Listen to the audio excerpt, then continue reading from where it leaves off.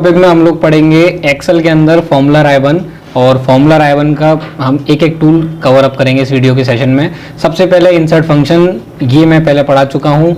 Auto सम tool जो मैंने home राय-1 में यहाँ लास्ट में एडिटिंग के ग्रुप में पढ़ाया हुआ है, ये भी पढ़ा चुका हूँ। फिर उसके बाद यही फॉर्मूला पे वापस आएंगे तो यहाँ पे फंक्शन की लाइब्रेरी को डिवाइड किया गया है 10 टाइप में। एक पहला है फाइनेंशियल कैटेगरी, फिर दूसरी है logical, text, date and time, lookup, match यानी कि मैथ के टिग्नोमेट्री, फिर उसके बाद 4 और हैं स्टैटिकल, इंजीनियरिंग, क्यूब और इन्फॉर्मेशन। जो इंपॉर्टेंट फंक्शन थे मैं अपनी वीडियोस में ऑलरेडी बता चुका हूँ। तो अगली बार ये फंक्शन लाइब्रेरी करना यूज़ करते हुए हम लोग सीधे स्टार्ट करते हैं डिफाइन नेम से। डिफाइन नेम का पहले यूज़ करके मैं बताता हूँ कैसे यूज़ करेंगे। एग्जाम्पल नंबर 1, आप अपने एरिया को सेलेक्ट कर लीजिए। मैं एरिया को सेलेक्ट कर लेता हूँ। सेलेक्ट करने के सीधे आप जाएंगे डिफाइन नेम के पास, या तो इस पर चले जाओ या फिर राइट क्लिक करके नेम रेंज पे चले जाओ, बात एक ही हुई है। क्लिक करके दो, ये पूछेगा कि आपको नाम क्या डालना है, तो मैंने नाम डाल दिया सपोज एग्जांपल टॉम और देन प्रेस ओके। अब ये क्या यूज़ होगा इसका, देखो यूज़ करके दिखाते हैं। इक्वल टू सम लगाएंगे आप, जैसे ही आप टॉम प्रेस करेंगे आपका आंसर आपके हाथ में। बट अगर आप इसको सम लगाएं, ब्रैकेट ओपन करें और रेंज दे दें और ब्रैकेट क्लोज कर लें और एंटर कर लें टॉम, और उसका जो इक्वल टू जो एरर आ रहा है उसको एरिया को कवर करने पे टॉम ही लिखा हुआ आ रहा है। नीचे भी देख सकते हो, ऊपर भी देख सकते हो। बट अगर कवर अप किया जाए कि टॉम का नाम ही ना आए तो वो कैसे हटेगा। नेम मैनेजर में जाएंगे, टॉम के नाम पे जाएंगे, डिलीट करेंगे और इसको ओके प्रेस करेंगे, एक क्लिक देन प्रेस ओके। अब कैंसिल करेंगे तो चेक करेंगे आंसर अपनी जगह पे है या नहीं, तो आंसर नहीं है क्योंकि उसमें टॉम का अस्तित्व ही नहीं है। दूसरी चीज़, टॉम को अगर हम रेक्टिफाई करें, हटा दें यहाँ से, उसकी जगह पे डिफाइन नेम को हम फॉर्मूला में यूज़ कैसे करेंगे ये सिखा दिया मैंने। क्रिएट फ्रॉम सिलेक्शन क्या होता है, यहाँ डेटा में कई प्रकार से हेडिंग दी गई है। संडे, मंडे, ट्यूसडे, वेडनेसडे, ये रो सेक्शन में है, और जनवरी फरवरी वाली ये कॉलम सेक्शन वाली में भी है। अब क्या करना है, हमें एरिया को पहले डिफाइन करना है, तो पहले सेलेक्ट करेंगे एरिया, इसको सेलेक्ट करेंगे। उसके बाद कहाँ जाएंगे, सीधे क्रिएट फ्रॉम सिलेक्शन पे। अब ये हमसे एक्सेल पूछेगा कि तुम्हें अपनी हेडिंग के वाइज तो नहीं चाहिए सिलेक्शन, तो मुझसे 2 हेडिंग पूछ रहा है। एक तो टॉप रो में भी हेडिंग है संडे मंडे वाली, और एक लेफ्ट कॉलम में भी हेडिंग है, और बॉटम में कुछ नहीं है, राइट में भी कुछ नहीं है, तो दोनों पर टिक लगा हुआ है। मैं ओके करता हूँ। इससे क्या होगा, फिलहाल में ये सारी हेडिंग्स एड हो जाएंगी, डिफाइन हो जाएंगी, और उसके द्वारा से आप आंसर गेन कर सकते हो। जैसे एग्जाम्पल मुझे पूछना है संडे का टोटल कितना है, संडे टोटल 3500। अगर F2 दबाओगे तो चेक कर सकते हो संडे का टोटल संडे बता रहा है ये वाला आंसर में। और ये कहाँ पे चेक कर सकते हैं आप लोग, नेम मैनेजर में जाएंगे, यहाँ सारी कैटेगरी दिख रही होंगी, किस किस का टोटल कितने कितने एरिया से कवर अप किया जा रहा है। अगर ये सारे के सारे डिलीट करने हो यानी कि हटाने हो तो पहले पहली शीट पे क्लिक करो, यानी कि पहले नेम मैनेजर पे क्लिक करो, उसके बाद शिफ्ट का बटन दबाए रखो कीबोर्ड से और लास्ट वाले पे टिक कर दो, देन प्रेस, आपको डिलीट का बटन मिल जाएगा और सारे के सारे एक बार में डिलीट भी हो जाएंगे। फिर जब सारे डिलीट हो जाएंगे तो उसका अस्तित्व भी मिट जाएगा जिस पे आप फॉर्मूला लगा के बैठे हुए हो। तो देखो ऐसे एग्जाम्पल मैं ले लेता हूँ। यहाँ पे देखो ये रहा संडे का जब मैंने लगाया तो फॉर्मूला गायब, जब फॉर्मूला ही गायब तो उसका नाम ही गायब। ये फॉर्मूला का एक यूज़ करके दिखा दिया मैंने। अगला आता है फॉर्मूला ऑडिटिंग वाला ग्रुप। इसके अंदर दिया हुआ है trace president, dependents, remove arrow, show formula, error checking, evaluate formula, watch window. ये कैसे यूज़ करें, पहला आता है प्रेसिडेंट डिपेंडेंट्स का यूज़। पहले तो मैं इसको क्रिएट कर लेता हूँ, equal to sum, bracket open, जानबूझ करके कुछ सेल दे देते हैं, कॉमा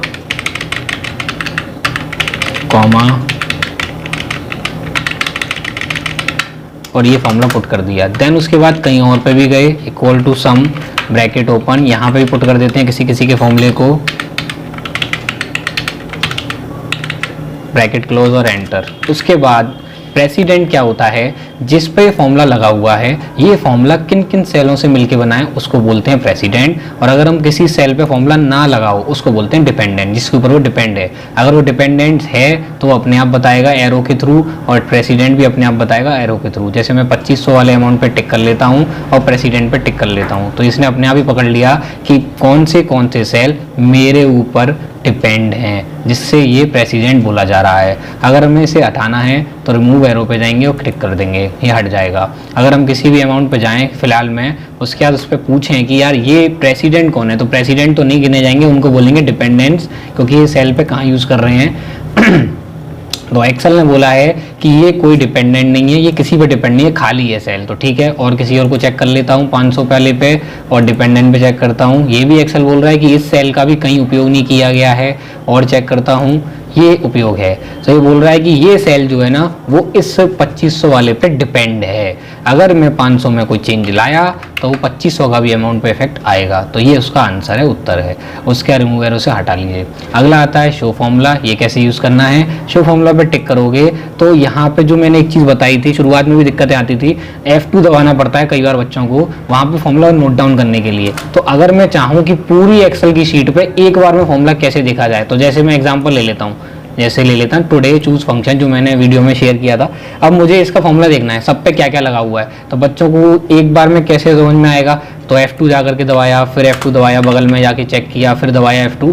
इससे बढ़िया है तुम यहाँ पे आ जाओ, यहाँ पे एक ऑप्शन दिया हुआ है शो फॉर्मूला, जिसकी शॉर्टकट की कीबोर्ड से कंट्रोल प्लस टाइल्ड होती है, जो 1 के बगल में होता है बटन, वो टाइल्ड बटन कहलाता है, जो टैब के ऊपर पाया जाता है। कंट्रोल के साथ दबाना है और देखो सामने ये सारे फॉर्मूले एक बार में दिखाता है कि तुम लोग क्या क्या फॉर्मूले उतार सकते हो। और ये किसकी शॉर्टकट की है, शो फॉर्मूला की शॉर्टकट की है, जिससे पता चल रहा होगा कहाँ कहाँ फॉर्मूला लगा हुआ है, और जहाँ पे तुम्हारी हेल्प मिल जाएगी कि तुम्हारा फॉर्मूला कितना बड़ा है या कितना छोटा है। तो ये फॉर्मूला नोट डाउन करने में हेल्प मिल जाती है इस बटन के थ्रू, शो फॉर्मूला के, जो एक बार में उतारने के लिए हेल्प करता है। ये तो मैंने यहाँ एक्सेल की शीट से बता दिया। अगला इसी के बाद एरर चेकिंग क्या होती है। एरर चेकिंग का मतलब होता है कोई गलती हो जाए तो वो चेक करके बता देगा तुम्हें कि कहाँ गलती हुई है। जैसे एग्जाम्पल मैंने ले लिया, यहाँ पे हम लगा देते हैं टॉम, और उसके कोई अस्तित्व नहीं है फिलहाल में, एरर आ रहा है नेम का। चलो चेक करके बताओ गलती कहाँ है, क्लिक करा।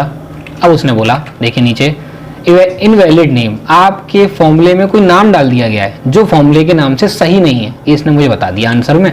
मैं अब इसको इग्नोर करूंगा, कैंसिल करूंगा, और इसको रिज्यूम करने के बाद इसको चेक करूंगा F2 दबा के, और मुझे पता है कि नेम गलत डाला है किसी ने, उसको हम डिलीट कर देंगे, या फिर जो भी इसकी जगह पे रिप्लेस चाहिए वो डाल देंगे और आंसर आ जाएगा। तो एरर चेकिंग ने क्या बताया, गलती कहाँ पे है। उसके बाद एवेल्यूएट फॉर्मूला। एवेल्यूएट फॉर्मूले का काम क्या होता है, जैसे एग्जांपल ले लो कि ये फॉर्मूले में 4 सेल डाले गए हैं, एक सेल पे जोड़ने पे कितना टोटल, फिर 2 सेल को जोड़ने कितना टोटल, 3 सेल, 4 सेल, ऐसे इवेल्यूएट करने को बोलता है ये एक्सेल फॉर्मूला ऑडिटिंग में। जैसे एग्जांपल यहाँ दिखा देता हूँ, सम B3, F4, B5, B8। अगर मैंने इवेल्यूएट चालू किया, उसने बोला कि टोटल सीधे इन सबका कितना आएगा, 3300। रीस्टार्ट कर लेते हैं, इवेल्यूएट में ये बोल दिया। अब मैंने इसको मल्टीपल सेल्स के साथ जोड़ लेता हूँ, प्लस सम ब्रैकेट ओपन, इतना एरिया लिया, ब्रैकेट क्लोज और एंटर। इसने बताया 5800। अब ये 2 फॉर्मूलों से मिलके बना है। फिर वैल्यूट पे जाएंगे, अब चेक करके बताइए। देखिए एक्सेल बता रहा है इतनी अंडरलाइन जिसके नीचे आ रही है वो बता रहा है कि इतनी अंडरलाइन को पहले मैं बताऊंगा कि कितना आंसर है, फिर वो दूसरे को इससे को बताएगा कि कितना आंसर है। तो वैल्यूएट कर रहा है, तो तोड़ रहा है, टुकड़ों में तोड़ रहा है। पहले आंसर बता रहा है 2300 बैठा हुआ है यहाँ पे, अब दूसरे पे अंडरलाइन आ रही है, अब वो दूसरे का आंसर बताएगा वैल्यूएट करके, यार 3500 बैठा हुआ है। तब वैल्यूएट कंप्लीट हो जाता है कि दोनों की वैल्यू दिखा रहा है अलग अलग, एक तो 2300 है, एक वैल्यू 3500 है। ये वैल्यूएट का काम है टुकड़ों में बांटने को, और टोटल बता दिया उसने 5800 है। ये आंसर आपको वैल्यूएट का फंक्शन बताता है। वॉच विंडो कैसे काम करता है, पहले आप एरिया सेलेक्ट करेंगे, वॉच विंडो पे जाएंगे, यहाँ पे ऐड वॉच पे जाएंगे, ऊपर बटन मिलेगा, और ये एरिया को ऐड करने के लिए आप डबल क्लिक कर लो और ऐड कर दो। ऐड कर दिया। इससे क्या फ़ायदा होने वाला है, जैसे हम किसी सेल पे जाना चाहते हैं तो सेल पे डबल क्लिक कर देंगे, देखिए सेल अपने आप पहुंच जाता है B2। अगर मुझे नीचे वाले पहुंचना है, जैसे एग्जांपल मैं ले लूँ, मैंने साइज में छोटा कर लिया, इसको यहाँ ले लिया, बना दिया। अब मैंने बोला कि book number 1 sheet number 1 B3 arts वाले सेल पे जाना है, डबल क्लिक करो, झटके से अपने आप सेल देखो नीचे दिख रहे होंगे, आ रहा होगा उसी के हिसाब से। मैं इसको दोबारा चेकआउट करके दिखाता हूँ, मैं ऊपर ले आता हूँ शीट को उठा के, ये थोड़ा सा इसको पकड़ के ऊपर लेके आते हैं साइज, ये देखो। अब जाते हैं दोबारा से वॉच विंडो और यहाँ पे इसको एवेल्यूएट कर लेते हैं।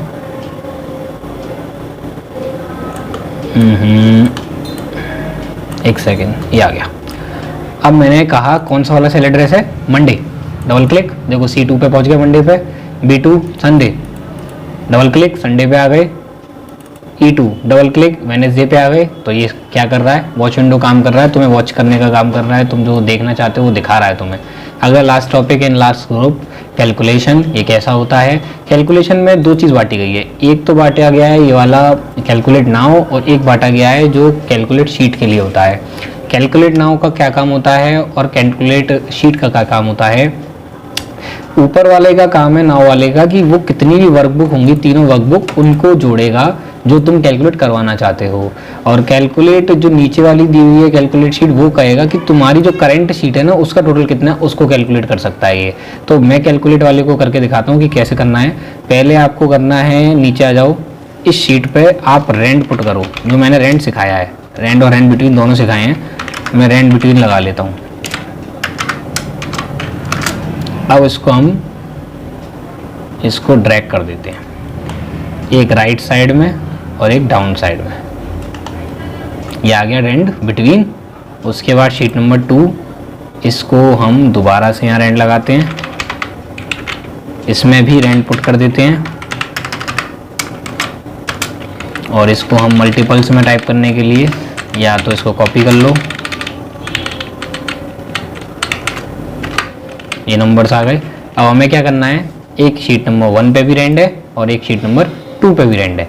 हमें क्या करना है, अगर हम इस रेंट को रिफ्रेश करा के देखें तो रिफ्रेश की कमांड इस वाले बटन पे मिलती है। ये दोनों बटन रिफ्रेश के होते हैं कैलकुलेट वाले। पहले ने तो क्या बोला था कि पूरी शीट में जितनी भी शीट पाई जाएंगी, 1 और 2 3 4 जितनी भी होंगी वो सबको रिफ्रेश करेगा। तो देख सकते हो ये जो नंबर्स हैं, अगर मुझे सिर्फ इसी शीट के रिफ्रेश कराने हैं तो ऊपर वाला बटन ना दबा के नीचे वाला दबाना है, और अगर दोनों शीटों में जो नंबर दिए हुए उन दोनों को रिफ्रेश कराना है यानी कि चेंज कराना है तो ऊपर वाला बटन दबाना है। ऊपर वाले का शॉर्टकट की दिया हुआ है F9 और नीचे वाले का दिया हुआ है Shift+F9। वो एक शीट पे ही काम करेगा, नीचे वाला और ऊपर वाला दोनों तीनों शीटों पे काम करेगा। तो मैं इसको रिफ्रेश कराना चाहता हूँ तो नंबर है Shift+F9। तो देखो ये शीट नंबर चेंज कर रही है, अपडेट कर रही है इसको, और है अपडेट नंबर, ये Shift+F9 वो करंट पे कर रही है। ये नंबर चेक करके आता हूँ, देखता हूँ 726 लिखा हुआ है और मैं शीट नंबर 1 पे आता हूँ दोबारा से और Shift+F9 दबाता हूँ। 129 हो गया, यहाँ पे चेंजेस हो चुका है। और शीट नंबर 2 पे चेक करता हूँ, वहाँ पे अभी भी करंट में 726 ही बैठा हुआ, वहाँ पे कोई चेंजेस नहीं हुआ। बट अगर हम चाहते हैं कि दोनों शीट में एक साथ चेंज हो तो F9 दबाएंगे, Shift+F9 नहीं दबाएंगे। अब F9 दबाते हैं और चेक करते हैं इस शीट पर अपडेशन हो रही है कि नहीं हो रही है। हो रही है अपडेशन। अब चेक करते हैं, यहाँ पर भी चेंजेस हो चुकी है और 786 यानी सब 26 वाले पे भी चेंजेस हो चुकी है। तो ये दोनों बटन इस प्रकार से यूज़ करने हैं। इसका मैं एक यूज यूटिलाइजेशन कैसे सिखाता हूँ, देखो मैं तुम्हें दिखाता हूँ। इस एरिया को सेलेक्ट करो और इसकी जगह पे लगाओ रेंड। जो रेंड 1 से नीचे वाली संख्याओं को देता था और कितना अच्छा उपयोग होगा देखना उसको। होम पे जाओ, इसके डेसिमल कम कर दो, बिल्कुल कम कर दो, बिल्कुल छोटे वाले डेसिमल ऐसे करके।